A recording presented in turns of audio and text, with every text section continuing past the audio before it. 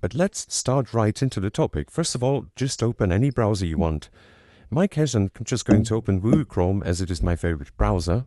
And then just type in League of Legends download. And click on the second link here, leagueoflegends.com. And then just click on play for free. Here, just type in your email address.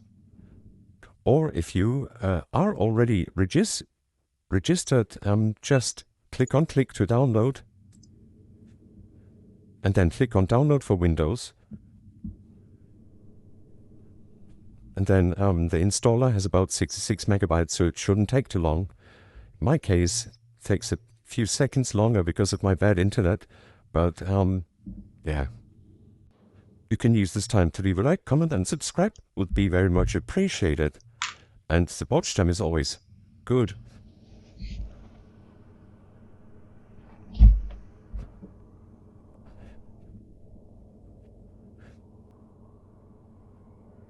Perfect. Then just open the installer.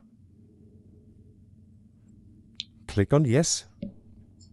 And then we can, first of all, click on advanced options and choose where we want to install it. So just choose the destination folder. In my case, it's already good. So, and then just click on install. Click again on yes.